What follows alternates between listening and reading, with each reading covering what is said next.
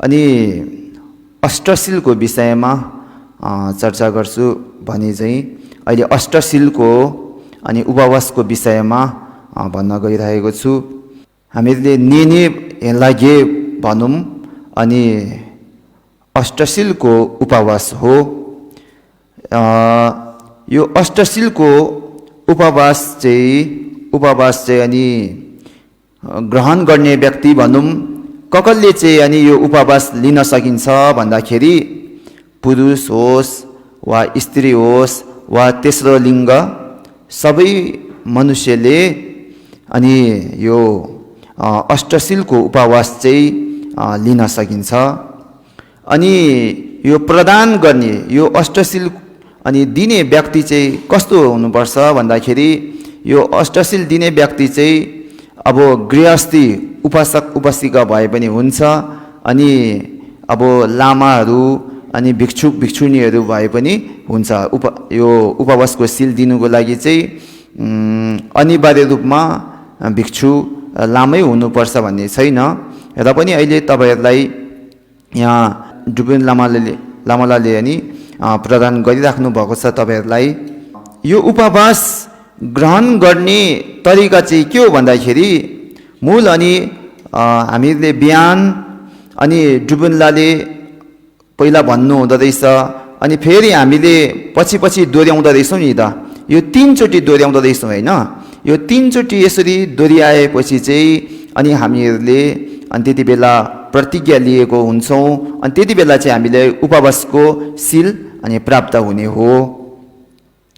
अनि उपवासको शील चाहिँ अनि कति समयसम्म कति अवधिसम्म पालना गर्नुपर्छ भन्दाखेरि अनि 1 दिनको हामी उपवासको शील लिएको हुन्छौँ।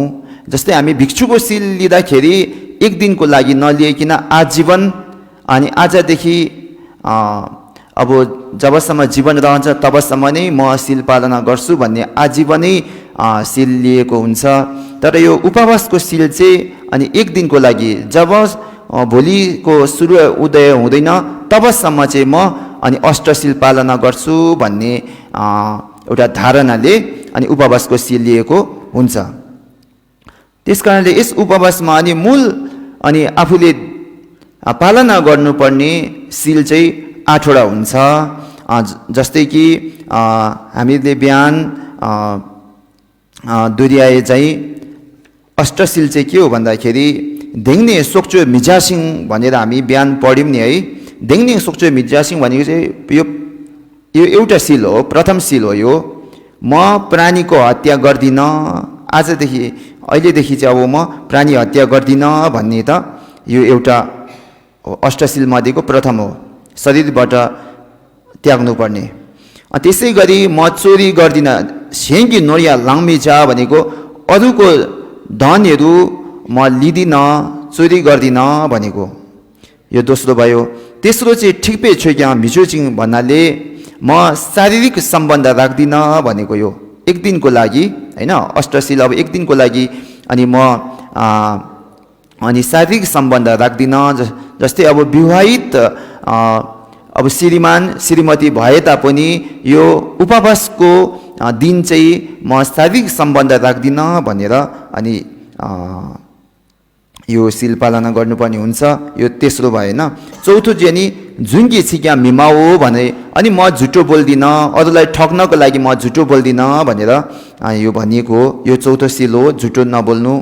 अनि क्योन्नी मापो निर्देम्बे छाङनी योngsु पावर झा भन्दछ नि। अब छाङ भनेको त अब मदिरापन मध्यपन जुन हामीलाई अब सेवन गर्दाखेरि हामी मात्छौँ त्यसलाई नै अब छाङ भन्यो हैन। छाङ चाहिँ अनि छाङनी योngsु पावर झा, छाङ पनि म त्याग्छु भनेर चाहिँ यति बेला अनि प्रतिज्ञा लिएको हुन्छ। अनि त्यसै गरी ठिदेन छेतो मिजासिङ भनेको चाहिँ अनि म यो उपवासको अष्टशीलको पालना गर्ने समयमा चाहिँ ठिदेन छेतो भनेको चाहिँ उच्च अनि आसनमा हैन, अनि ठुलो आसनमा म बस्दिन भनेर भनेको हो।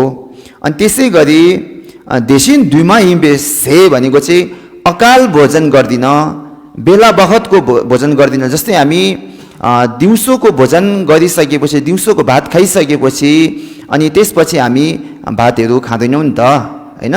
आज हामीले दिउँसो भात खाएको थियौँ, भोजन गरेको थियौँ, त्यस पश्चातदेखि हामीहरूले अनि फलफुल होस् या अनि भातै होस् अनि हामीले खाएको छैनौँ नि त होइन। त्यही कारणले अकाल भोजन म गर्दिनँ भनेको हो। अनि त्यसै गरी ढिदा ठेवा गेन्दा नि घर्दा लुसो पावर छ भन्नाले अनि म सुगन्धित पदार्थहरू छर्किदिन। अनि त्यसै गरी सुन्दरताको लागि म अनि मालाहरू लगाउँदिन।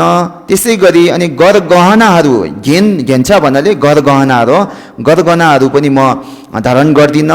त्यसै गरी घर भन्नाले अनि घर भन्नाले चाहिँ अब नाच्ने हो, नाचहरू पनि म नृत्य नाचहरू पनि गर्दिन। लु भन्नाले चाहिँ अब गीत गाउने हो, अनि गीतहरू पनि म गाउँदिन। सो अब त्यसभित्र अनि बाजागाजाहरू पनि म बजाउँदिन। रमाइलोको लागि अनि गीत गाउने, नाच्ने, बाजा बजाउने हुन्छ नि, इत्यादि पनि म गर्दिन भनेर यो एउटा हो। अष्टशील अब एकचोटि फेरि हामी गन्ती गर्नेछौँ है त। प्राणी हत्या गर्दिन एउटा भएन, चोरी गर्दिन दोस्रो, तेस्रो चाहिँ अनि म शारीरिक सम्बन्ध राख्दिन भनेको होइन एक दिनको लागि। अनि चौथो चाहिँ अनि म झुटो बोल्दिन। अनि पाँचौँ चाहिँ म मद्यपान भनौँ छाङहरू पिउँदिन भनेको पाँचौँ भएन। अनि छैटौँ चाहिँ अब उच्च आसन र अनि ठुलो आसनमा म बस्दिन होइन, 5 6। अनि सातौँ चाहिँ अनि म अकाल भोजन गर्दिन, बेला बखतको जति पाए त्यति बेला म भोजन गर्दिन भनेको नि त होइन, 6 7 भयो। अनि आठौँ चाहिँ अनि त्यस्तै गरी अनि घाँसो ठेङ्सो भन्नाले अनि नाचगानहरू गर्ने अनि गरगहनाहरू लगाउने यस्तो म गर्दिन भनेर अब यो आठौँ शील पालना गरेको हुन्छ।